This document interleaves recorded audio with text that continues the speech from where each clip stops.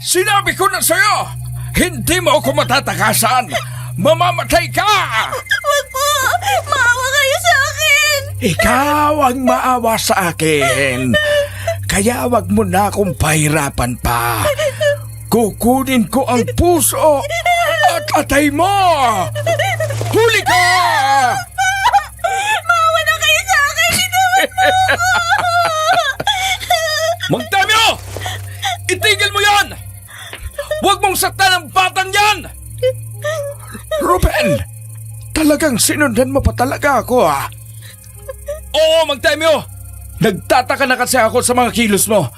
Kaya pala palagi kang lumalabas sa gabi. Ganito palang ginagawa mo. Ikaw palang nagbibiktima ng mga tao dito. Ngayong alam mo na ang aking sikreto, idadamay na kita. Papatayin din kita para manahimik ka na. Ikaw ang manahimik sa kulungan, Mang Temyo. Dahil hindi ako nag-iisa, hindi ka na makakaligtas sa mga kasalanan ginawa mo. Nandito po ang aswang. Huliin niyo siya. Papatayin niya ang batang yan. Hangal ka talaga, Ruben. Pagbabayaran mo ang lahat ng ito. Isang araw, babalikan kita. Uubusin ko ang lahi mo!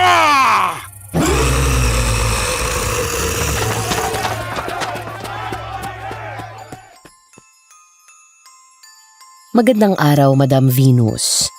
Habang sakay ako ng barko pa uwi sa aming probinsya sa Iloilo, ay nakikinig ako sa bago mong upload. Nakaka-relate ako sa mga kwentong napapakinggan ko sa iyong channel. Paano nga ay nagkaroon din ako ng nakakatakot na karanasan. At ito ay nangyari noong ako ay 20 years old pa lamang sa malayong baryo sa Iloilo na aking kinalakihan. Hindi ko na lang babanggitin ang mismong baryo namin para na rin sa kapakanan ng mga taong mababanggit sa karanasan kong ito. Tawagin mo na lang ako sa pangalang Ruben. Kabinataan ko nung unang makaramdam ako ng pag-ibig sa isang babaeng nawawala sa sarili tuwing gabi. Isa siyang sleepwalker. Naglalakad ng tulog at kung ano ang napapanaginipan niya, ayon ang ginagawa ng katawan niya. Naniniwala ka bang pumapatay sila nang hindi nila alam? Paano kung meron pa palang mas malalim na misteryo sa likod ng paglalakad nila ng tulog? Kami ng aking ina ay nagtatrabaho sa isang maliit na karinderya sa aming baryo. Stay-in kami kasi malayo ang aming bahay. Isa pa ay libre ang aming pagkain sa karinderya, kaya ang aming kinikita ni inay ay naiipon namin.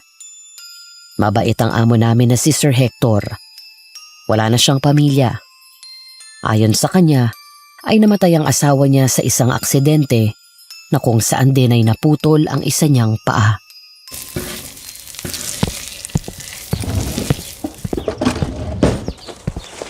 Ruben, nakapagluto na ba kayo? Maya-maya lang ay magdadagsaan na naman ang mga customer natin. Kaunti pa lang naluto, sir. Kasi wala si Mang Temyo. Bakit? Nasaan si Magtemyo? Ano ang nangyari sa kanya? Nahuli po ng mga taong baryo na nagro-ronda kagabi si Mang Temyo. Siya pala ang aswang na pumapatay sa mga tao rito? Si Magtemyo? Aswang? Tama ba ang narinig ko, Ruben? Opo, sir. Siya ay isang aswang. Tapos na ang masasayang araw niya. Nakakulong na siya ngayon. Kung ganun pala ay wala na tayong kusinero. Sige, simula ngayon ay ikaw na ang magiging kusinero, Ruben. Alam ko naman na kaya mong lutuin ang mga niluluto ni Mang Temyo. At yung sahod mo ay dadagdagan ko na din. Sige po, sir. Gagawin ko ang lahat para maging maayos ang trabaho ko dito. Pero kakailanganin natin ang bagong serbidora para makakatulong ni Aling Soledad sa pag-aasikaso sa mga customer. Gumawa ka nga ng placard at isabit mo sa harapan ng karinderya. Tama kayo, Sir Hector. Dahil kapag maraming customer ay medyo mahirap kapag nag-iisa lang ako. Kaya kailangan natin ng isang katulog na kapalit ni Mang Temyo. Sige po, sir. Magsasabit ako ng placard sa labas ng karinderya mamaya. Pagkatapos kong magluto ng mga ulam. Kapag may nag-apply, isama mo na lang sa bahay ha, para makita ko. Sige po, ako na pong bahala. At tungkol pala kay Mang Temyo, ayaw kong makialam dyan ha. Baka isipin pa ng mga taga rito na kasabwat na tayo. Yun nga ang pinag-uusapan naming dalawa ni Ruben kanina pa, sir. Dahil dito nagtatrabaho si Temyo, baka isipin ng mga tao na kagaya niya tayo. Oo nga eh, baka maapektuhan itong negosyo natin. Pero wag naman sana. Hindi naman mangyayari yun, sir. Dahil ako mismo ang nagpahuli sa kanya kagabi. Ikaw ang nagpahuli sa kanya, Ruben. Saglit na natigilan si Sir Hector. Napatingin sa akin na parang nagulat. Tapos ay nilapitan ako habang ang mga mata ay seryosong nakatingin sa akin. Oo, sir. Hindi sinasadya na lumabas ako ng kwarto. Nakita ko kasi nang sundan niya yung batang babae at habulin sa talahiban. Kaya tumawag na ako ng mga nagro-ronda. Kaya yun, nahuli siya. Delikado ang ginawa mo. Sa susunod kapag matutulog ka na, huwag ka naglumabas ng kwarto nyo. Lalo na kapag malalim na ang gabi. Paano pala kung ikaw ang napagbalingan niya? Di kawawa naman ang inay mo. Oo nga po, sir. Ito kasing batang ito ang lakas ng loob na lumabas pa ng gabi na. Opo, sir. Hindi ko nagagawin yun. Makakatulog na ako ng maayos ito lalo na nga at wala nang gumagalang aswang. Sige na. Yung ipinagagawa ko sa iyo, ha? Gawin mo na pagkatapos mong magluto.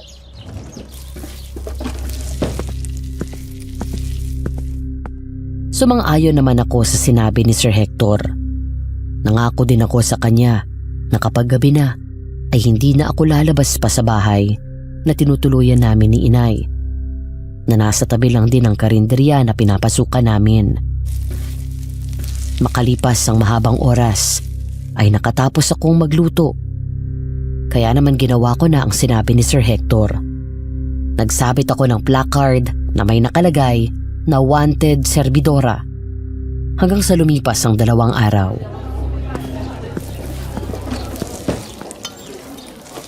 Anong order mo, Miss Ganda? Hindi ako kakain. Nako, sayang naman kung hindi ka kakain. Hindi mo matitikman ang masarap na putahing niluto ko. Gusto ko nga sana, kaya lang kulang ng pera ko eh.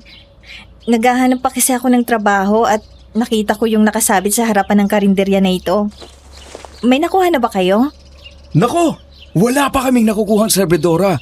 Kaya nga nahihirapan ng inay kapag maraming mga dumarating na customer. Gusto mo bang mag-apply?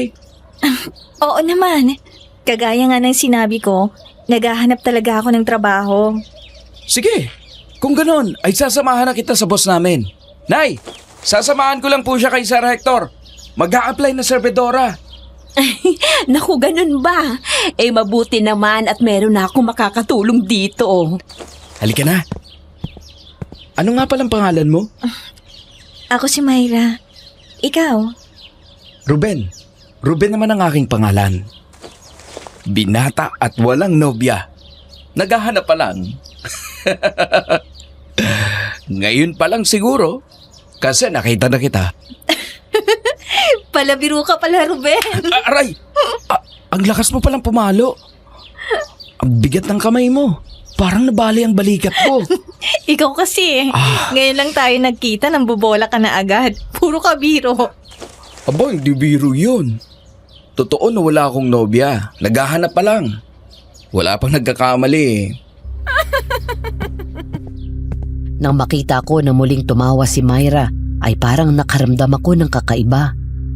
Parang ang lakas ng kabog ng aking dibdib. Paano nga? Ay mas maganda pala siya kapag masaya siya. Love at first sight. Yun agad ang naramdaman ko. Oh, akala ko ba sasamahan mo ako sa boss nyo? Bakit nakatulala ka pa dyan? Oo nga naman, Ruben. Samahan mo na siya at nang makabalik ka agad kayo dito. Nakakita ka lang ng maganda natulala ka na. Ha? Oo nga pala. Halika, sasamahan na kita kay Sir Hector. Para kung matanggap ka, Pwede ka nang magsimula kahit ngayon. Naku, sana naman ay matanggap ako. Kailangan ko talaga ng trabaho eh.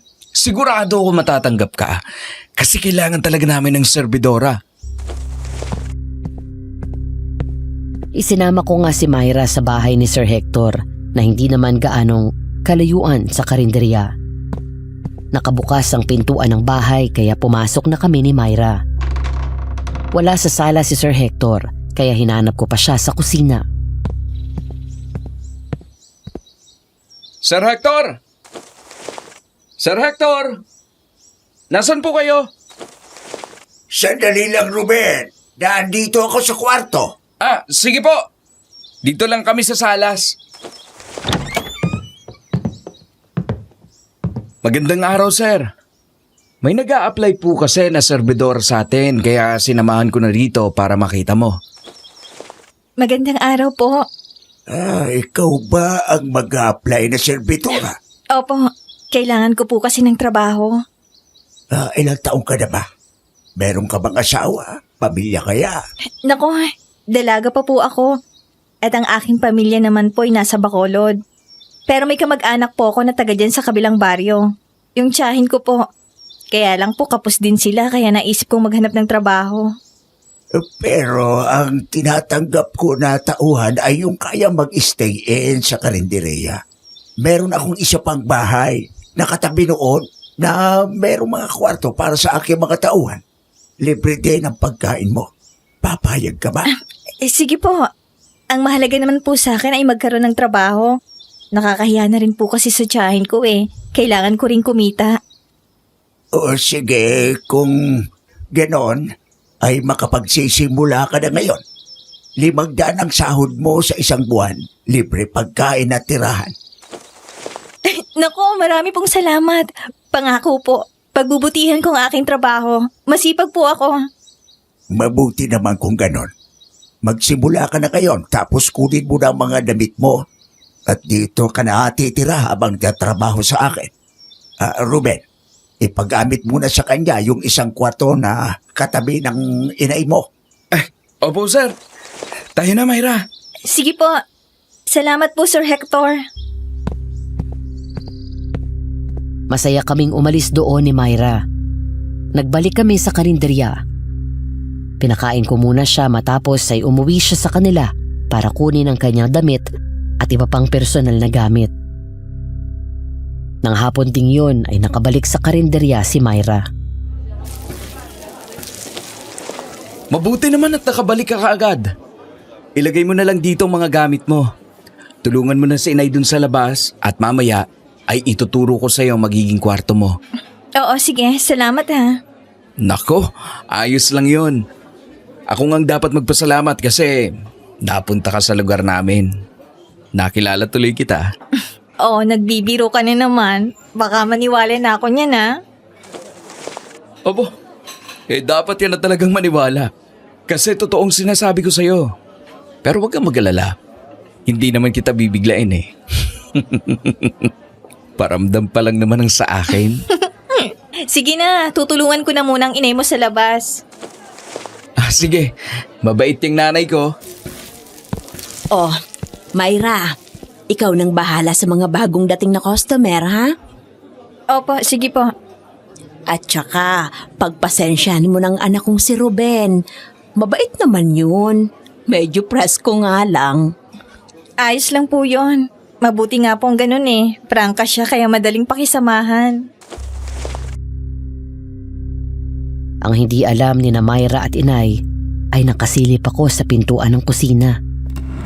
Nagtatago lang ako sa kurtina at naririnig ko ang pinag-uusapan nila.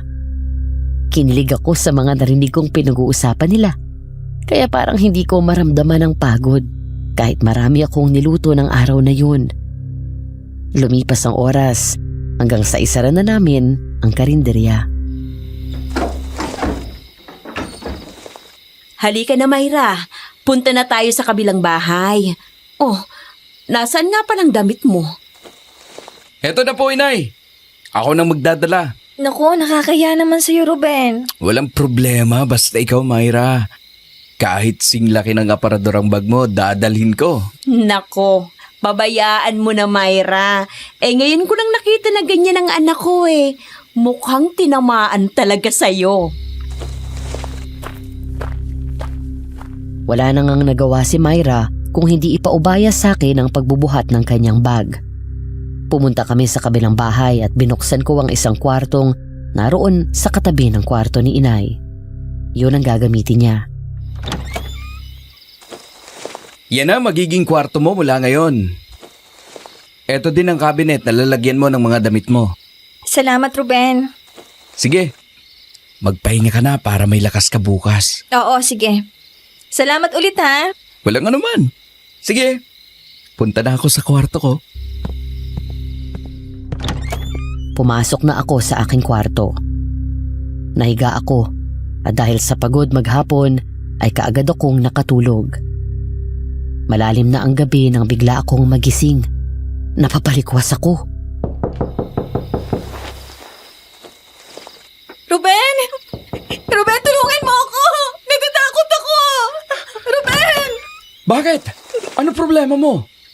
Merong malaking ibong itim sa kwarto ko. Nagulat ako nang magising ako, nasa bintana siya at nakatingin sa akin. Ibon? Aba, ako lang ang may malaking ibon. Kaso hindi ko pa pinalalabas. Kasi lalabas lang yun kapag gusto mo na makita. Gusto na kang sumilip kapag nakikita ka eh. Ruben naman natatakot na nga ako, nagagawa mo pang magbiro dyan. Naku, patawad. Pero seryoso ka? May malaking ibon talaga sa kwarto mo? Meron nga. Ibon talaga na itim, lumilipad. Hindi yung ibon na sinasabi mo. Sige, teka lang. Kukuha ko ng pamalo. Heto, walis tingting. Pwede na to. Halika, punta natin. Huwag ka nang matakot. Kasama mo na ako. Oh, nasan bang ibon? Wala naman na. Kanina nandito siya baka lumabas na. Ayan ang bintana, tingnan mo, bukas siya, di ba? Naiwanan mo ba itong nakabukas kanina? Oo, kasi naiinitan ako. Nakatulog ako na hindi ko na isara. Baka naman ligaw na ibon lang yun. Sandali, isasara ko na lang ang bintana. Narinig mo yon? Yun yung huni ng ibon na nandito kanina. Nasa paligid pa siya. Oo nga. Nakakatakot naman ang huni ng ibon na yun. Kaya natatakot ako Parang hindi ako makakatulog kapag ganito. Di sasamahan na lang kita rito para makatulog ka. Hindi ko na lang isasara itong pintuan. Baka kasi may ibon na namang lumabas kapag isinara ko. Ikaw talaga mapagbiro ka talaga. Ayos lang ba yun sa'yo? Mapupuyat ka niyan sa pagbabantay sa akin. Ayos lang yun, Myra. Tsaka hindi naman ako magpupuyat. Matutulog din ako kapag tulog ka na. Nakumbinsi ko naman si Myra na matulog na.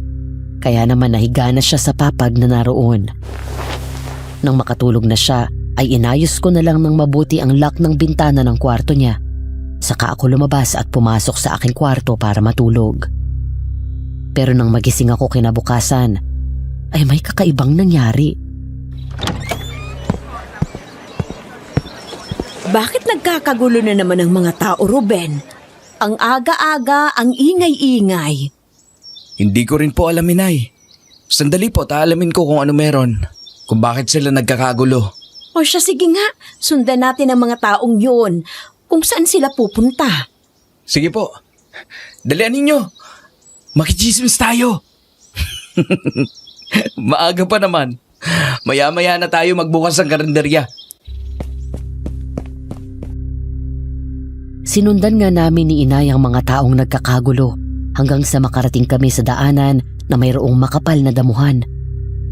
Nakabulagta roon si Sir Hector. Duguan siya dahil sa malalaking sugat sa braso na parang hiniwa. Sir, ano nangyari sa inyo? Bakit ganyan ang itsura ninyo?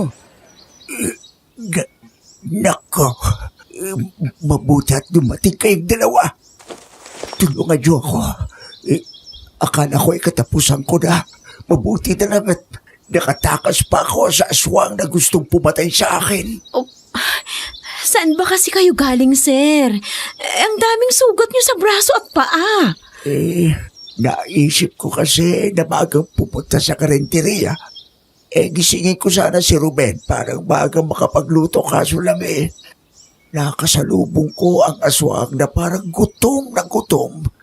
Kaya ako ang gustong biktimahin. Mabuti na lang at nagamit ko ang saklay ko panglaban sa kanya. Tapos nakarinig ng mga taong paparating kaya iniwanan na ako. Ito namang mga tao rito. Kanina pa nakikiosyoso hindi man lang kayo tinulungan. Pinanood lang kayo. Akala kasi nila patay na ako. Kaya walang gustong humipo o lumapit sa akin kasi ang dami kong dugo sa katawan. Ang totoo kababalik lang ng kamalayan ko nang dumating kayong dalawa. Ganun ba, sir? Sige, papasanin ko na kayo papunta sa bahay ninyo. Nay, kayo nang magdala ng saklay ni Sir Hector. Oo, sige susunod na ako. Buhatin mo na siya para maiuwi at magamot natin ang mga sugat niya. Sige nga, Ruben. Ako'y pagod na pagod kaya hindi ko na makakayang lumakad pa. Tayo na. Naramdaman ko ang bigat ni Sir Hector nang pasanin ko siya. Para kong bumuhat ng 3 kabang bigas, pero pinilit kong maiuwi siya sa kanyang bahay at maiupo sa upuang naroon. Ruben, kumuha ka ng malinis na damit ni Sir Hector at saka Bimpo. Magpapainit naman ako ng tubig. Opo, inay. Ruben, huwag ka nang pumasok sa loob ng kwarto ko. Diyan sa banyo, meron akong nakasampay na damit. Yun na lang ang kunin mo. Sige po, sir. Ruben, nasaan ang Bimpo? Dalhin mo na dito at nang maampat na ang dugo sa mga sugat ni Sir Hector. Eto na po, inay. Ugasan mo na lang aling Soledad tapos ako na ang maglalagay ng gamot. Bumalik na kayo sa karinderya at buksan na yon. Mamaya lang ay marami ng customer ang darating. Lunis pa naman ngayon. Ayos lang ba kayo, sir? Madaming dugo ang nawala sa inyong katawan. Ayaw niyo bang magpadala sa doktor? Huwag kang mag-alala sa akin, aling Soledad. Ayos lang ako. Napakalayo ng ospital dito sa ating baryo. Talian nyo na lang ng malinis na telang aking mga sugat at iwanan nyo na ako. Sige, sir. Babalik na kami ni inay sa karinderya. Ipagluluto ko kayo na mainit sa sabaw. Sige, gawin mo ang trabaho mo. Kahit si Mayra na lang ang pagdalhin mo dito ng pagkain ko. Sige, sir. Matapos nga na maayos namin ni inay ang mga sugat ni Sir Hector, ay bumalik na kami sa tinutuluyan naming bahay para maghanda na rin. Nakita ko nagising na rin si Mayra at nakabihis na. Palabas na siya ng kwarto niya.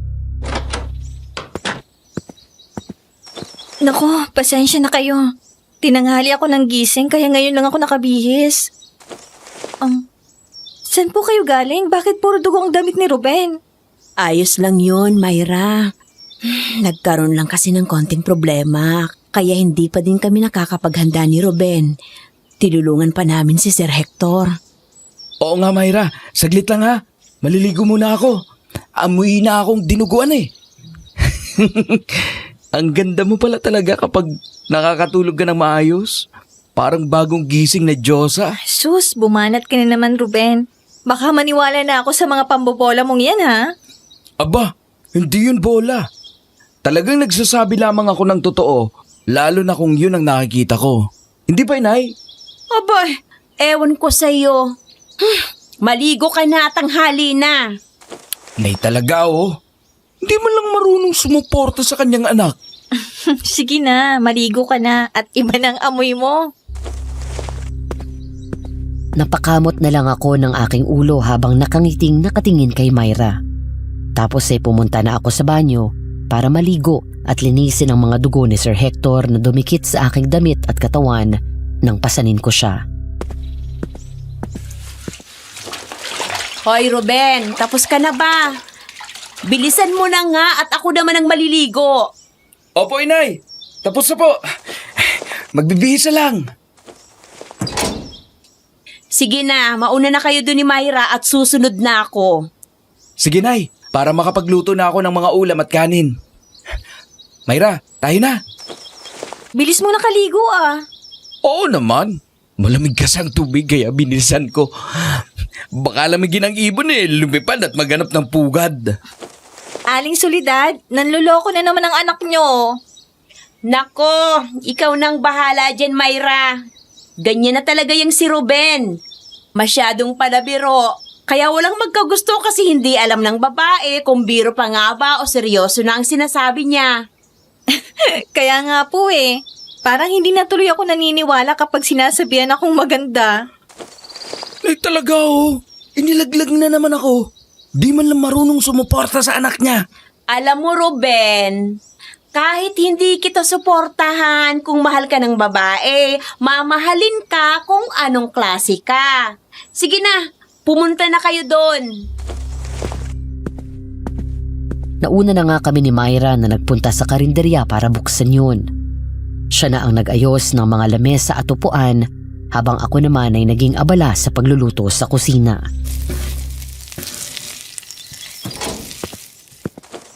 Kumusta ka dyan? Ayos ka lang ba? Oo, ayos lang ako dito. Sanay ako sa trabaho, Ruben. Mabuti naman kung ganon. Mamaya ay samahan mo akong dalhin ng mga pagkain kay Sir Hector. May sakit siya ngayon Hindi masyadong makakilos. Ganun ba? Anong sakit niya? Trangkaso ba? Di. Marami siyang naging sugat sa kamay, paa at sa katawan. Nabiktima siya ng gumagalang aswang kagabi. Yun na nga bang sinasabi ko sa'yo eh. Kagabi yung malaking ibon na yun, baka yun ang aswang. Hindi naman niya sinabi kung malaking ibon ang sumalakay sa kanya. Basta ang sabi niya, aswang ang may kagagawan yun sa kanya. Nakakatakot dito sa baryo natin. Kahit dun sa baryo ni Nadyang may mga ganyang ding pangyayari. Kaya mahirap talaga magpagala-gala sa gabi. Tama ka. Kahit madaling araw na nga ay sinalakay pa din si Sir Hector. Nakita siguro ng aswang na may kapansanan kaya inisip na madaling mapapatay. Buti lumaban siya gamit ang kanyang saklay. May mga naluto ka na bang ulam, ha, Ruben? Meron na po, inay. Palaalamigin na lang tapos pwede nang ilagay dyan sa estante. Ang iba ay nakasalang pa. Tapos, lutuin mo ng pagkain ni Sir Hector. Magprito ka na lang ng atay ng baboy, tapos gumawa ka na rin ng sopas, ha? Sige po. Mabilis nga ang naging paglipas ng mga oras. Marami na akong naluto na mga putahe na ulam. Nakadisplay na ang iba sa estante, kaya naman niluto ko na ang pagkain ni Sir Hector at kasama ko si Myra nang pumunta sa bahay niya. Sir, eto na po pagkain ninyo. Nagluto na rin ako ng sopas. Ay, naku, salamat sa inyo ni Myra, Ruben. Gutom na nga ako Myra, pwede bang kumuha ka ng kutsara at mangkok doon sa kusina? Bigyan mo ako ng sopas. Sige po, sir. Saglit lang po. Sir, eto na po Kumain na kayo ng sopas habang mainit pa. Salamat. Teka lang. Huwag kang malikot, Myra. Parang meron kang dumi sa buhok. Nakita ko na pinagpag ni Sir Hector ang buhok ni Myra para maalis ang dumi doon. Pero sumama sa kamay niya ang ilang hibla ng buhok ni Myra. Kaya medyo napaatras si Myra at parang nahiya kay Sir Hector. Madali palang malagas ang buhok mo. Oo nga po Hindi siguro hiyang sa ginagamit kong sabon. Kaya nga po minsan naisip ko na magpagupit na lang kaya. Naku. Huwag kang magpapagupit. Mas maganda sa babae ang mahaba ang buhok. Di ba, Ruben? Oo nga po, sir. Tama si Sir Myra. Mas maganda ka kapag mahaba ang iyong buhok. Naku, lalo naman akong nahiya sa'yo. Sige na. At bumalik na kayo sa karinderya. Ikaw na ang bahalang magturo sa mga gagawin ni Myra, Ruben. Sumang-ayon naman ako sa sinabi ni Sir Hector. Nang makabalik na kami sa karinderya, ay nakita namin na marami ng customer, kaya tinulungan na namin si inay sa pag-aasikaso ng mga yun. At matapos ang mahabang araw, muling sumapit ang gabi. Isara mo mabuting bintana ng kwarto mo bago ka matulog ha. Oo, Ruben. Maayos ng lock ng bintana. Magpahinga ka na din ha. Marami kang ginawa buong maghapon. Oo nga eh. Nakakapagod pero nasanay na rin ako. Kasi ang tagal ko nang ginagawa ito. Helper pa lang ako dati, ganyan na karami ang ginagawa ko.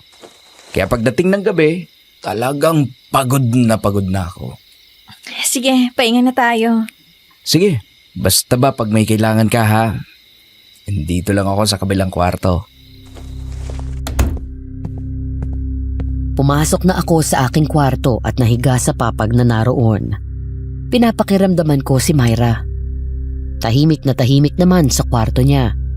Ganon din ang kwarto ni inay. Kaya alam kong tulog na din sila dahil sa pagod sa trabaho maghapon. Ilang sandali ang lumipas at nagsimula na akong makatulog. Subalit napakislot ako sa kinahihigan ko nang mayroon akong kakaibang narinig. Yun yung huni ng ibong narinig ko noong nakaraang gabi ha. Binabalikan kaya niya si Myra? Loko ka ha? Uunahan mo pa ako? Saglit nga. Nasa na ba yung tirador ko dito? Ayos! Meron pa akong pambala dito na Hollen.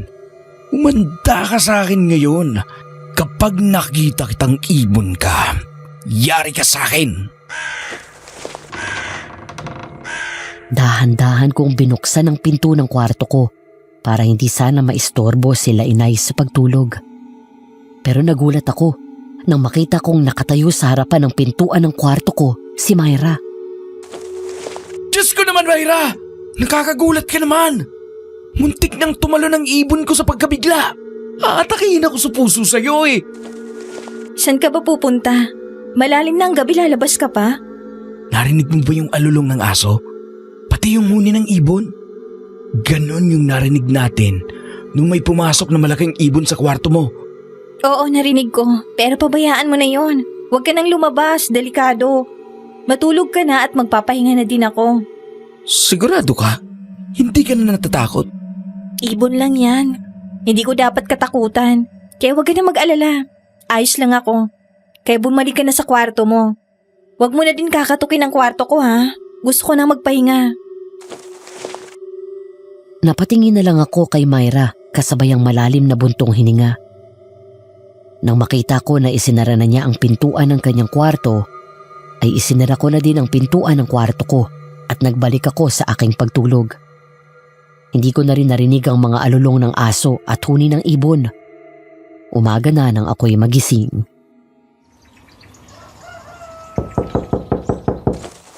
Ruben! Ruben! Buksan mo nga ang pintuan mo, madali! Nay! Bakit ba kaaga-agay parang natataranta kayo? Eh paano nga ay iyak ng iyak si Myra? Ano bang ginawa mo sa kanya? Ginawan mo ba ng kalokohan? Aba, hindi po inay. Wala po akong ginagawang masama sa kanya ha. Kasi kagabi, lalabas pa nga sana ako eh. Kaso pinapasok niya ako. Nauna din siyang pumasok sa kanyang kwarto para matulog. Hayon sa kanyang kwarto, iyak ng iyak. Halika, kailangang malaman ko ang totoo kung may ginawa kang ang kalokohan sa kanya. Malilintikan ka talaga sa akin. Eh, inay naman. Gusto ko talaga yung si Myra. Pero hindi ko naman siya pepersahin, no? Hindi ako manyakis. Myra, nandito ng anak ko. Ngayon, sabihin mo sa akin kung may ginawang kalokohan itong si Ruben at hahambalusin ko. Nay naman! Huwag nga kayong ganyan. Myra, sabihin mo nga sa nanay ko na wala akong ginagawang masama sa'yo. Wala po, Aling Soledad. Hindi naman po siya pumasok dito sa kwarto ko. Nakita niyo nanay, wala akong ginagawang masama sa kanya. Daig niyo pa si Gabriela silang kung makasugod sa aking kwarto eh. Kung ganon, bakit ka umiiyak? Nagulat lang po ako at natakot kasi pagising ko ang daming dugo sa kamay ko. Akala ko may sugat ako pero wala naman pala. Abay, oo nga ang daming dugo. Sigurado ka bang wala kang sugat? Wala kang nararamdaman na may masakit sa'yo? Wala po. Nervyos lang talaga ako kaya ako napaiyak ng malakas. Ngayon lang kasi nangyari sa akin ang ganito. Sigurado ka ba, Myra? Sa ibang bahagi ng katawan mo, baka mayroon kang sugat na nagdudugo. Wala talaga. Kaya hindi ko alam kung saan galing to. Sige na, tumahan ka na. Hugasan mo ng kamay mo. Magpalit ka na rin ng damit dahil meron na rin dugo yung damit mo, oh. Opo, Aling Soledad. Saan kaya galing ang mga dugo sa kanyang kamay, inay? Kung si Myra nga hindi alam kung saan galing, itatanong mo pa sa akin. Pambihira ka talaga, oo. Oo nga naman. Nako. Kung hindi lang kita, inay, baka... Baka ano? Baka nasagot ko na kayo ng pabalang. Kasi may pagkapilosopo din kayo. Kaya hindi na ako magtataka kung bakit ako ganito. Ay nako, kumilos ka na, tanghali na.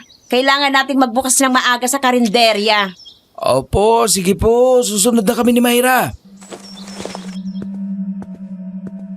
Nang sumunod na umaga naman ay mayroon na namang kakaibang nangyari kay Myra. Wala siya sa kanyang kwarto nang magising ako at silipin siya doon. Hinanap ko siya sa loob ng bahay. Kahit sa banyo at sa kwarto ni inay ay hindi ko siya nakita. Nay, wala sa kanyang kwarto si Myra. Wala din sa banyo. Saan kaya siya nagpunta? Baka naman nandyan lang sa paligid ng bahay. Baka maagang nagising. Hanapin mo sa labas. Sige po. Myra! Myra! Nasaan ka ba? Hindi ko rin nakita sa harapan ng bahay si Myra. Kaya naman hinanap ko na siya sa paligid hanggang sa mapunta ako sa likuran ng bahay. Sa ilalim ng malaking puno ng mangga ay nakita kong doon nakahandusay si Myra. Muli, puno ng dugo ang mga kamay at katawan niya. Sa tingin ko ay patay na siya kaya kaagad kong kinalong at iniyakan. Myra! Mahal ko! Sino gumawa sa'yo nito? Bakit mo naman kami iniwan kaagad? Di ba sabi ko sa'yo mamahalin pa kita? Ruben, bakit ka umiiyak? Myra? Buhay ka? Oo. Mabuti na lang at hindi mo pa ako iniwan. Kasi kung mangyayari yun, susundan kita sa iyong pupuntahan. Ayan ka na naman sa kalokohan mo eh. Ano bang nangyari? Bakit tayo nandito sa ilalim ng puno? Maaga akong nagising at tinanap kita. Nalaman ko wala ka sa kwarto mo. Dito kita nakitang nakahiga. Akala ko may patay ka na eh. Pero buhay ka pala. Pero, ang mga kamay mo, marami na namang dugo. Ha? May dugo na naman ang kamay ko? Bakit ganito? Saan galing ang dugong to? At saka bakit dito ako natulog? Wala ka ba talagang natatandaan sa mga ginawa mo kagabi? Hindi mo ba talaga alam kung paano ka nakarating dito? Hindi ko alam eh. Ano ba itong nangyayari sa akin? Pangalawang beses na to ah. Huwag ka matakot. Nandito naman ako para tulungan ka. Halika na. Pumasok na tayo sa loob ng bahay. Inakay ko na papasok sa loob ng bahay si Myra. Nang makita siya ni inay, ay sinabi ko ang nangyari, kaya nakadama rin ng pag-aalala si inay, lalo na nga at nalaman niyang sa labas ng bahay nakatulog si Myra. Mayroong hindi magandang nangyayari sa kanya kapag gabi. Ang maganda nating gawin ay bantayan siya para malaman kung bakit ganyan ang nangyayari sa kanya pagdating ng umaga. Oo nga, Nay. Nakakapagtaka talaga eh. Ngayon lang po nangyari sa akin to. Hindi ko rin maintindihan ng sarili ko kung bakit ganito. Pakiramdam ko ay gutom ako at nauuhaw. O siya sige, maupo ka lang muna dyan. Huwag ka nang umiyak. Ipagtitimpla kita ng kape. Nakakahiya po sa inyo. Nagkaroon pa kayo ng problema dahil sa akin. Huwag mong isipin yun. Nandito ka sa amin kaya responsibilidad ka namin. Oo nga naman, Myra. Oh, heto. Magkape ka muna at nang mainitan ng sikmura mo. Sa tingin ko magdamag kang nakatulog dun sa labas. Salamat po. Kaya mo ba talaga magtrabaho ngayon? Kung hindi, magpahinga ka na lang muna. Kami na lang ni Inay ang pupunta sa karinderya. Kaya ko, Ruben. Maglilinis lang ako ng katawan at susunod ako sa karinderya. O sige, mauuna na ako doon. Ruben, mag-ayos ka na din ng sarili mo ha. Marami ka pang lulutuin ngayon. Sige po, Inay.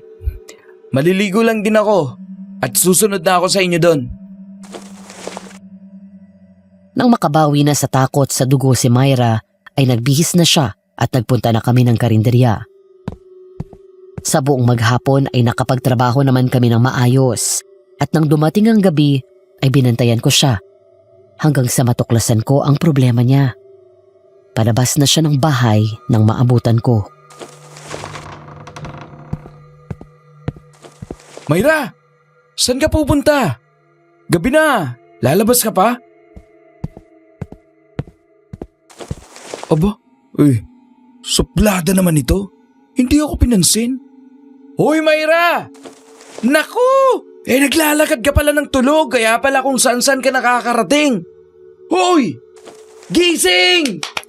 Ruben, anong ginagawa natin dito sa labas ng bahay? Naglalakad ka ng tulog. Kung hindi ka pa talaga didilat ay hali ka na sana kita. Sayang. Bakit kasi dumilat ka kaagad? Ganun ba? Para kasing meron akong naririnig na tinig sa panaginip ko. Tinatawag niya ako at pinapalabas ng bahay. Hindi ko alam na sumusunod naman palang katawan ko. Kaya pala minsan ay dun ka na natulog sa ilalim ng puno ng mangga. Teka, meron kang dugo sa kamay at damit. Ibig bang sabihin, pumapatay ka, Myra? Napapanaginipan mo ba yon? Nanlaki ang mga mata ni Myra. Noon ko lang napansin na meron siyang hawak na kutsilyo. Pinitawan niya yun at kaagad na napaiyak habang pinagmasdan ang kanyang mga kamay. Oo, naalala ko na. Sa panaginip ko, meron akong pinapatay na tao, Ruben. Pero maniwala ka, hindi ko alam yun. Hindi ko magagawa ang bagay na yun. Huwag kang umiyak. Sa mga nakaraang araw naman ay wala naman ako nababalitaan na namatay dito sa lugar natin. Pero sa kabilang baryo, meron, Ruben. Nay! Narinig niyo lahat ng pinag-usapan namin? Oo. Nagising kasi ako sa nakakatakot na alulong ng aso at huni ng ibon. Baka yun ang may kagagawa ng nangyayari kay Myra. Pakinggan nyo. Parang nasa paligid pa ang ibon. Baka siya ang kumukontrol kay Myra kapag natutulog siya. Oo nga po. Palagay ko'y ganun nga. Kaya nga bago ko sinundan si Myra, ay dala ko na itong tirador ko. Sandali nga, nasa na bang walang niyang ibon na yan? Nakita ko nga ang malaking ibon na nakadapo sa ibabaw ng bubungan ng bahay. Bago pa iyon makalipad, ay tinira ko na yun ng tirador na hawak ko. Tinamaan ko yun sa dibdib, pero nagawa pang makalipad ng ibon papalayo. Sapul ko na sana siya. Kaso lang nakalipad papalayo. Pumasok na tayo. Kinakabahan ako sa alulong ng aso. Mukhang may nanunood sa atin sa dilim. Tama kayo, Inay. Tayo na sa loob. Parang nagtatago lang sa makapal na halamanan. Pumasok na kami sa loob ng bahay. Nang maisara ko ang pintuan, ay sumilip ako sa siwang na yun at nakita ko ang dalawang malaking aso na umalis mula sa makakapal na halaman. Pero hindi ko na yun sinabi sa kanila para di sila matakot. Kinabukasan, nakita ko na pilit pa rin ngumingiti si Myra sa mga customer na dumarating. Pero minsan ay natutulala. Siguro ay naiisip niya ang mga nangyayari sa kanya. Kakain po kayo? Oo, bigyan mo kami ng adobong atay ng baboy at dinuguan. Kung merong pritong atay, yun na lang ang ibigay mo sa akin. Sige po, meron po kami ng mga yan.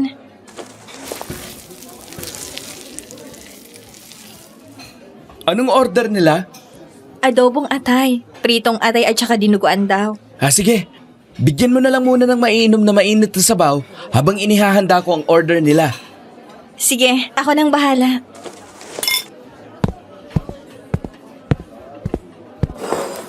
Sir, ma'am, kasunod na po yung order nyo. Inihahanda na po. Pakihintay na lang po sandali. Kahit matagal, ayos lang para magtagal din kami dito. Ako nga pala si Gilbert at ito ang aking inay. Ako naman si Myra. Bago ka lang ba dito? Ngayon ka lang namin nakita eh. Oo, sir. Bago lang. Ilang linggo pa lang ako dito. Kaya pala. Mabuti naman at merong magandang serbidora dito. Alam mo, gusto kita para sa aking anak na si Gilbert. Binata pa ito eh. Bagay kayong dalawa. Sigurado naman na pareho din ang inyong mga gustong gawin, lalo na kapag gabi. Ha? Ano po eh? Ngayon lang po tayo nagkakilala. Tapos gusto niyo na agad ako para sa inyong anak. Nakakahiya naman. Magaling kasi akong kumilatis ng tao. Unang tingin ko pa lang, alam ko na kagad kung ano siya at kung mabait siya. Sandali po ah. Titingnan ko lang yung order niyo kung nakahanda na po. Sige lang, maghihintay kami. Anong sinasabi sa'yo ng dalawang customer doon? Ha? Sabi nung babae, gusto daw niya ako para sa kanyang anak. Ganon? Abay, guwapo at mukhang may kaya sa buhay ang mga yun ha. Magkakaroon pa yata ako na matinding karibal. Abay, kapag ganyan, siguradong talo na ako. Mukhang mapera eh. Sus, ano ka ba? Hindi na ako ganong tao, no? Ngayon ko lang sila nakita. Sa palagay mo ba maniniwala agad ako sa kanila? Mabuti naman kung ganun, Myra. May pag-asa pala ako sa'yo. Sige na, dalhin mo na ito sa kanila. Sumunod naman sa akin si Myra. Dinala niya ang order ng mag-ina. Habang kumakain ang mga yon, ay nakikipag-usap sa kanya. Ilang oras pang tumambay doon ang mga yon bago umalis. Noon namang dumating si Sir Hector. Sir Hector, ayos na ba kayo? Hindi pa masyado. Sariwa pang aking mga sugat. Kaya hindi pa ako masyadong nakakakilos. Bakit nangangalimot ka? Ang lalim ng mga mata mo, hindi ka ba nakakatulog? Hindi po masyado, sir. Parang nahihirapan akong matulog sa gabi. Baka magkasakit ka yan kapag ganyan ka. Kailangan mo ang sapat na pahinga. Lalo na nga at maghapon ang trabaho mo dito. Pagdating ng gabi, matutulog ka kaagad. Opo, sir. Yun po ang gagawin ko. Baka naman kasi pinupuyat mo pa, Ruben. Ilalagay mo naman sa ayos ang panliligaw mo. Huwag mong abusuhin lalo na nga. At magkasama kayo sa bahay. Kapag oras ng pahinga, pabayaan mong magpahinga. Naku sir, ako nga po ang palaging nagsasabi na matulog na siya eh. Kaso lang, mayroong nangyayari sa kanya. Naglalakad siya ng tulog sir. Ano? Totoo ba yun? Opo, sir. Tama ang iyong narinig. Kapag gabi na ay naglalakad ng tulog si Myra. Kung ano yung napapanaginipan niya, yun ang ginagawa ng katawan niya. Naku. Hindi nga maganda yan. Baka mapahama ka kapag ganyan. Ruben, bago matulog ay isara mo ang mga pintuan at bintana ng maayos para hindi makalabas siyang si Myra. Para doon na lang paikot-ikot sa loob ng bahay. Opo sir, yun po ang gagawin ko. Pagdating ng gabi ay hindi na naman mapakali si Myra. Kaya sinunod ko ang sinabi ni Sir Hector na ayusin ang lock na pintuan at mga bintana ng bahay. Tapos ay pinuntahan ko si Myra sa kanyang kwarto. Sige na, matulog ka na at babantayan kita. Talaga? Hindi mo ako iiwan ha? Baka kasi pagising ko wala na naman ako dito sa kwarto. Oo, hindi kita iiwanan. Dito lang ako sa pintuan ng kwarto mo. Pagpahinga ka na. Pagod ka na maghapon eh. Sige, pero dito ka lang ha? Oo, hindi ako aalis dito. Tsaka hindi ka na naman basta makakalabas ng bahay eh. Nilagyan ko na ng kadena at padlock yun. Salamat Ruben. Talagang napakabait mo. Kaya naman nahulog na rin ang loob ko sa'yo. Ibig bang sabihin ay mahal mo na rin ako? Oo naman. Ay, konti pa lang. Ha? Eh bakit konti lang? Konti pa lang sa ngayon. Pero di magtatagal. Dadami din yun. Ayos na muna yun sa ngayon kaysa sa wala, di ba? Well, sabagay. Sige, matulog ka na. Dito na lang din ako matutulog sa tabi ng pintuan ng kwarto mo. May banig naman akong dala eh. Nahiga na nga kami ni Myra sa aming mga higaan. Hinantay ko na lang siyang makatulog bago ko ipinikit ang aking mga mata. Malalim na ang gabi nang mapabalikwas ako. May narinig kasi akong kaluskos. Dumilat ako. Nakita kong wala na sa kanyang higaan si Myra at nakabukas ang bintana. Myra? Nasaan ka? Pambihira. Di kaya sa bintana siya dumaan? Teka sandali. Parang siya nga yung nasa labas ah. Ano ba yan? Nagmamadali akong lumabas dala ang aking tirador. Nakita ko ang bilog na buwan na pulang-pula kaya parang kinilabutan ako. Pero pinaglabanan ko ang kilabot at takot na nararamdaman ko. Ang mahalaga sa akin ay si Myra. Hanggang sa makarating ako sa likuran ng bahay kung saan maraming malalaking puno at halaman.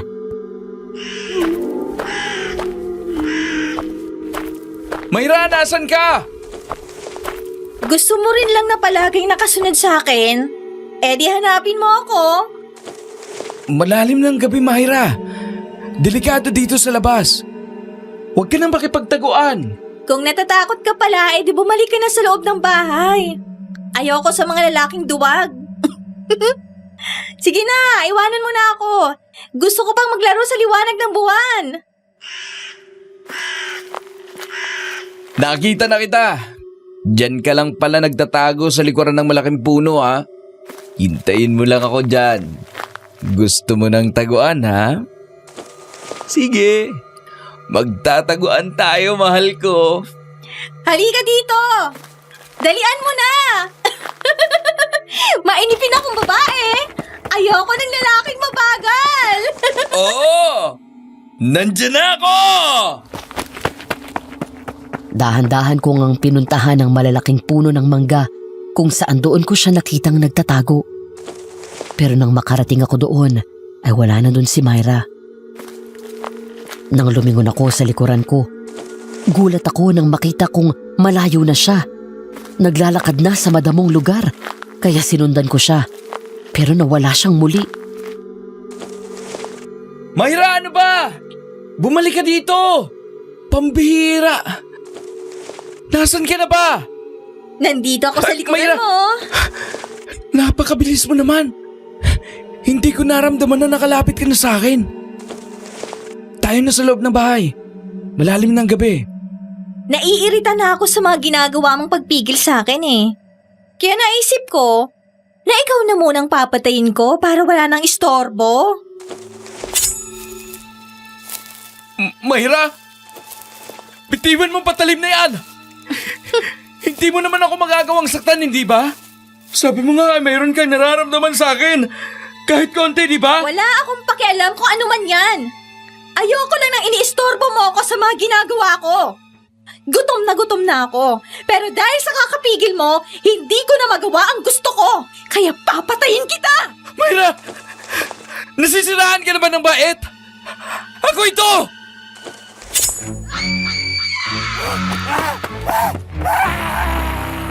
Pero waring hindi na nga ako nakikilala ni Myra. Para siyang wala sa kanyang sarili. Dilat ang kanyang mga mata, pero hindi yun kumukurap. Nanlilisik na nakatingin sa akin habang panay ang paghalihaw niya ng hawak na patalim. Tatapusin na kita! Myra! Pwede ba tumigil ka na? Magkakasakitan tayo niyang ginagawa mo eh! Akin na nga yung kutsilyo na yan! Bitiwan mo yan! Kapag nawala ka, wala nang pipigil ka sa akin!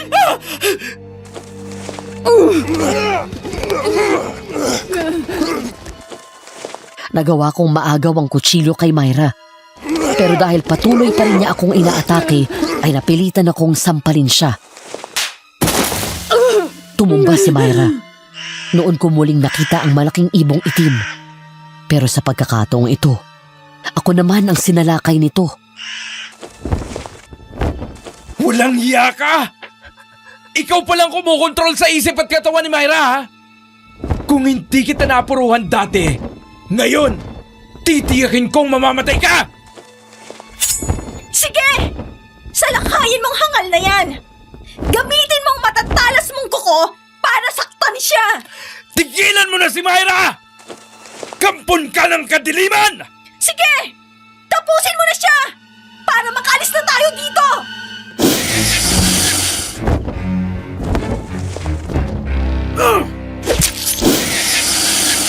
Ikaw ang tatapusin ko!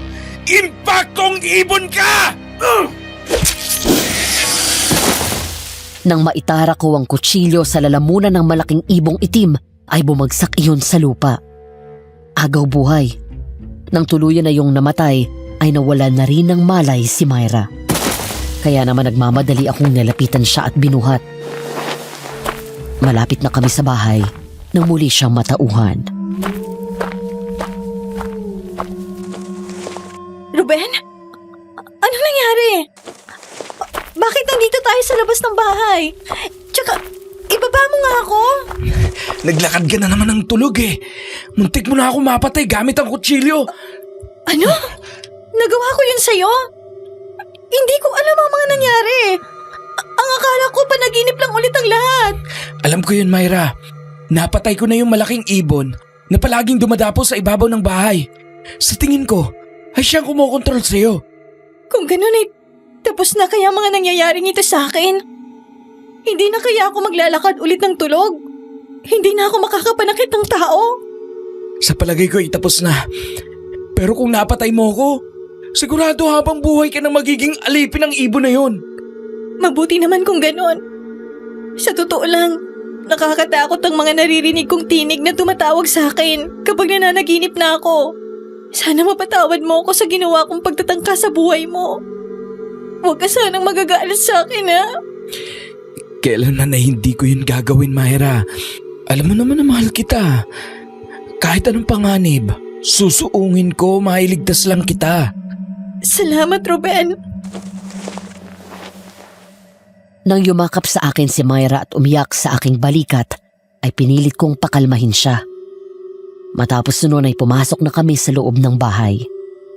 Muli ay ipinagpatuloy namin ang pamamahinga. Paano nga ilang oras na lang ay sisikat ng muli ang araw.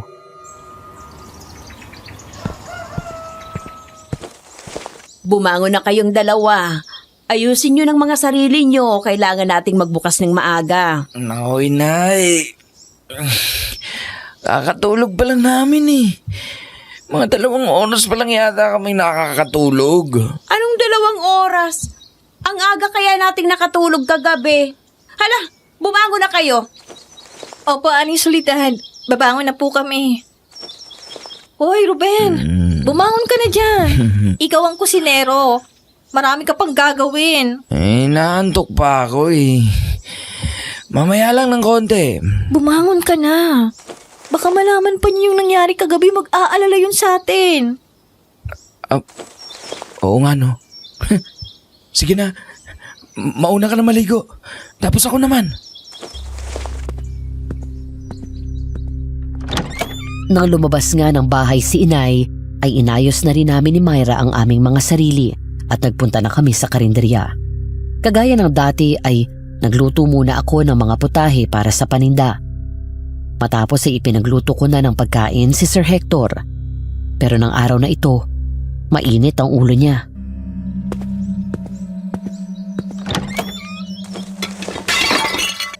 Anong klaseng luto ba yan, Ruben? Kung kailan nagugutom ako, saka mo ako dadalhan ng ganyang klaseng pagkain?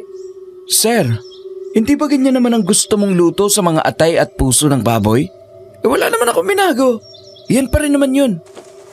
Hindi ko nga gusto ang lasa. Ang pangit ng lasa ng luto mo. Iyoko na. Ibalik mo na lang ang mga yan doon. Sige po. Ipagluluto ko na lang kayo ng bago. Ano bang gusto ninyo? Huwag na. Wala na akong gana kumain. Umalis ka na. Wala akong nagawa kung hindi ang dakutin ng mga pagkain tumapon sa semento. Kumuha din ako ng panglinis ng lamesa. Pinunasan ko yon bago ako umalis sa bahay ni Sir Hector at bumalik sa karinderya. Hindi ko na sinabi kina inay ang nangyari. Sinarili ko na lang yun. Nakita ko kasi na abala din sila sa mga customer na naroon. Salamat naman sir at muli kayong kumain dito. Oo. Napadaan kasi kami ni inay. Meron lang kaming inasikaso dito. Nagugutom ako kaya eto na kami. Bakit na ba nagpapaligoy-ligoy ka pa? Hindi mo pa sabihin ng totoo na siya talaga ang sinadya mo dito. Inay naman. Inunahan na naman ako sa diskarte ko. Ang bagal mo eh. May mga babae pa naman na ayaw sa mga lalaking mabagal. Di ba, Myra? Oo nga po. Pero hindi naman po lahat. Siguro mas marami pa rin po yung gusto ko dahan-dahang panliligaw. Kaya nga sapat nang malaman ni Myra na interesado ako sa kanya, inay. Siya na ang bahalang magdesisyon kung ano ba ako para sa kanya. Naku, sa bagay po na yan. Hindi ko kayo agad masasagot. Huwag mo nang ituloy pa, Myra. Nandara man ako maghintay. Maya-maya ay naputol ang pag-uusap nila ni Myra nang dumating si Sir Hector. Napatingin ako kina Liza at Gilbert. Ito ang unang pagkakataon na nakita kong iritado lalo si Sir Hector. Kilala pala niya ang mag-ina. Anong ginagawa niyo dito? Hindi mo ba nakikita na kumakain kami? Hindi ka ba natutuwa na makita kaming muli? Wala namang dahilan para matuwa ako. Kung tapos na kayong kumain, maaari na kayong umalis. At sino ka naman para magpaalis sa amin? Pwede kaming pumunta sa kahit saang lugar na gusto namin. Pag-aari ko ang lugar na ito. Kaya may karapatan ako kung sino ang gusto kong manatili dito at kung sino ang gusto kong paalisin. Ganun pala. Nakakatuwa ka naman, Hector. Wala ka pa rin pagbabago, talagang mula noon hanggang ngayon, suwail ka pa din. Palaging ang gusto mo ang dapat na masunod. Pero sige, aalis na kami. Tapos na rin naman kaming kumain. Gilbert, tayo na. Sige po, Nay. Tayo na. Hector, hindi sa lahat ng pagkakataon na ikaw ang boss. Meron din panahon na pagsuko at pagsunod sa tunay na boss. Wala akong sinusunod. Kung hindi ang sarili ko lang. Kaya bago pa ako tuluyang magalit sa inyo, ay umalis na kayo rito. Nang makaalis na ang mag-ina, ay tahimik na umupo sa isang upuang naroon si Sir Hector. Naiilang man ako ay nilapitan ko pa rin siya. Sir, may gusto ba kayong kainin? Wala. Intindihin mo na lang ang iba pang customer. At ikaw, Myra, ayusin mo ang pagiging servidora mo. Opo, sir. Mahabang oras na namalagi doon si Sir Hector. Palagi siyang nakatingin sa akin, kaya limitado ang naging kilos ko. Pakiramdam ko ay meron siyang gustong sabihin, subalit hindi niya masabi. Hapon na nang umalis siya. Noong sumapit naman ang gabi ay isinara ko na ang karinderya at nagpunta sa bahay na tinutuluyan namin. Pero nang lumalim ang gabi, kagaya ng dati, nawawala na naman si Myra. Nay, di ba sabay kayong umuwi ni Myra dito? Oo, nandyan siya sa kwarto niya. Wala po siya, Nay. Tingnan ninyo. Wala na naman siya. Nauna pa nga yung matulog sa akin eh. Baka naglakad na naman yun ng tulog. Saan naman kaya siya nagpunta?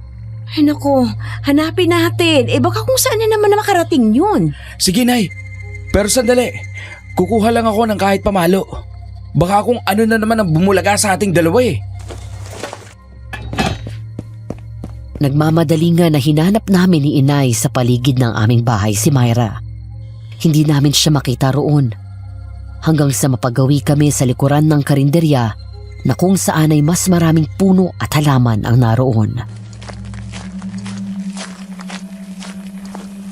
Ayun. Hindi ba't si Mayra yun? Opo, Inay. Siya nga. Pero sinong kausap niya? Parang si Sir Hector? Huwag kang maingay. Dahan-dahan nating lapitan. Sana mali ang kutob ko na may relasyon sila. Kasi tiyak na masasaktan ka, anak. Kung ganun pala, ay niloloko lang nila ako. Kaya pala galit na sa akin si Sir Hector. Interesado rin pala siya kay Myra. Ngayon natin malalaman ang totoo. Halika, lumapit pa tayo. Lumapit ka sa akin, Myra. Halika dito. Lapit pa. Nandito na ako, Panginoon. Nakahandang sumunod sa anumang ipag-uutos mo. Sabihin mo lang, at akin yung gagawin, Panginoon ko. Mabuti naman kung ganon. Dahil wala na si Temyong, ay ikaw na ang gagawa ng mga gawain niya para sa akin. Natutuwa ako nung una dahil nagagawa mo ang mga iniuutos ko sa tulong ng aking alagang ibon. Pero nawala na siya. Dahil sa pakialamberong si Ruben, kaya nagagalit ako sa kanya. Anong gusto mong gawin ko, Panginoon? Ihanap mo ako ng pagkain. Gutom na ako. Huwag kang babalik sa akin nang wala kang dalang pagkain, ha? Masusunod, Panginoon. Kung sino ang una mong makita, tapusin mo siya. Kunin mo ang puso at atay niya at dalhin sa akin. Yun ang aking gagawin, Panginoon. Huwag kang sumunod sa masama niyang iniuutos, Myra! Ruben, ikaw na naman. Talagang pakialamero ka. Kung ganon, ikaw pala ang taong nagpapakilos kay Myra kapag tulog siya.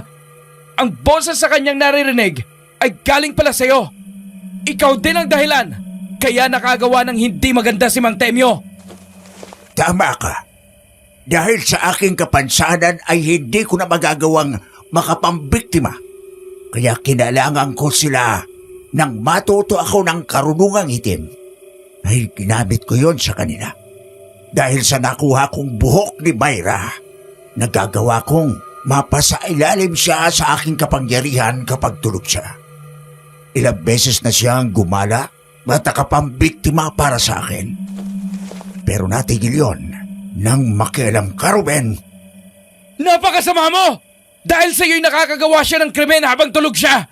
Kung ganun ay drama mo lang na nabiktima ka ng aswang dahil ang totoo ay ikaw ang aswang! Nasukatan ako sa kagawa ng mga tao sa kabilang baryo na humabol sa akin ang subukan kong mabiktima. Dahil pinigilan mo si Myra, nagawa mo siyang gisingin kaya sa gutom ko, ay ako na lang ang naghanap ng pagkain ko. Sir, parang awa mo na. Palayain mo na si Myra. Inosente ang batang yan. Huwag mong gamitin sa masamang gawain mo. Myra! Gumising ka! Sa pagkakataong ito, wala na siyang susundin kung hindi ako. Dahil alam nyo, ang lihim ko, kailangan mawala na kayong mag-ina!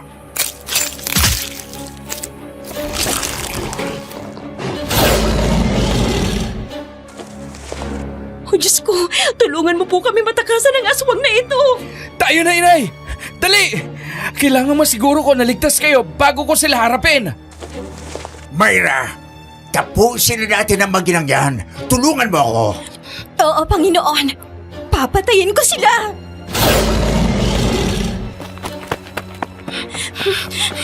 Naku po, ano ba itong napasukan natin? Takbo po, Inay! Huwag kayong bibitaw sa akin! Hindi nyo kami matatakasan. Bukas ng umaga, matatagpo ng mga tao ang bangkay niyong mag-ina. Huwag niyo na akong pahirapan pa! Tatapusin ko kayong dalawa! Nagpatuloy ang pakikipaghabulan namin kina Myra at Sir Hector. Pero dahil may edad na si Inay at madaling mapagod, ay pinasan ko na siya para madali kaming makatakbo. Subalit hindi sapat ang lakas ko para takasan sila. Nadapa ako, kaya naabutan nila kami.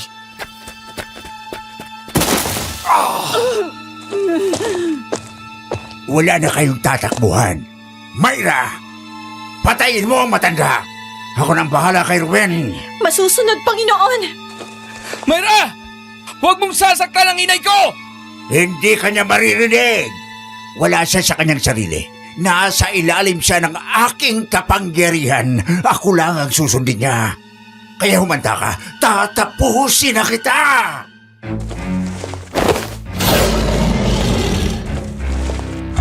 Nang dambahin ako ni Sir Hector, ay nagpambuno kami.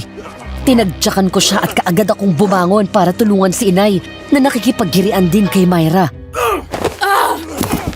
Dinamba ko si Myra at inagaw ang patalim. Nang muli akong salakayin ni Sir Hector, ay natigilan siya nang makitang may hawak ako. Myra, ikaw na ang bahala kay Ruben. Ako nang bahala kay Soledad. Masusunod, Panginoon! Ay, talagang wala ka pa ring pagbabago mula noon hanggang ngayon. Talagang hayok ka pa rin sa laman ng tao. Lisa, huwag kang makialam sa gagawin ko. Pareho lang tayong aswang, kaya pareho lang din tayong masama. Mali ka dyan! Oo, pareho tayong aswang pero hindi namin ginagawa ang ganitong gawain mo. Kontento na kami sa atay at puso ng hayop. Pero dahil sa krimeng ginagawa mo, ay lumiliit ang mundo namin. Kapag may natatagpo ang patay, iisa ang sinasabi ng mga tao.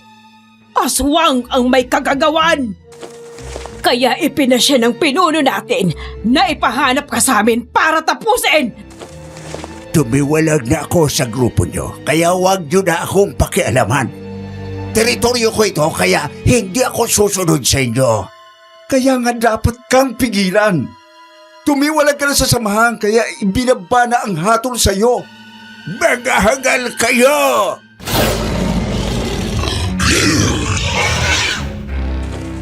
At sa harapan namin ay nag-away ang mga aswang. Para silang malalaking aso at pusa na nagkakagatan at nagkakalmutan hanggang sa mapatay ng dalawa si Sir Hector.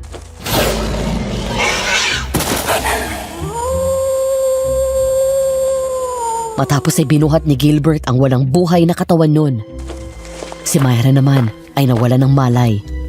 Tandaan na nakalaya na siya sa kapangyarihan ni Sir Hector. Pagkatapos ng gabing ito, hindi na tayo magkikita-kita pa. Pero sana manatiling lihim ang lahat. Wala kayong nakita, wala kayong narinig, wala kayong sasabihin. Maliwanag ba? Maliwanag po. Mabuti naman kung ganon. Ruben, ingatan mo si Myra. Nagustuhan ko siya dati. Kasi akala ko ay kagaya namin siya. Hindi naman pala. Oo, makakaasa ka. Pagkamamahalin ko siya. Iyon lang at naglaho na sa dilim sina Gilbert at Aling Liza. Nang makabawi naman sa pagod at takot si Inay, ay umalis na kami roon. Binuhat ko ang walang malay na si Myra. Ibinalik ko sa kanyang kwarto. Nang magising siya kinabukasan, ay wala siyang matandaan. Nagpatuloy ako sa panliligaw hanggang sagutin niya ako. Talaga ba, Myra? Mahal mo na din ako? Oo, Ruben. Mahal na kita. Salamat. Ako ang dapat magpasalamat sa iyo. Kasi nagtrabaho man ako sa maling baryo, ay nakatagpo naman ako ng tamang tao na magmamahal sa akin. Niyakap ko ng mahigpit si Myra. At dahil wala na si Sir Hector, ay kami ni Inay ang nagpatuloy ng karinderya. Ilang buwan ang nakalipas ay nagpakasal kami ni Myra at naging masaya ang pagsasama. At yan po ang aking naging karanasan, Madam Venus. Salamat po sa pagbibigay daan para ma-share ko ito. More power and God bless.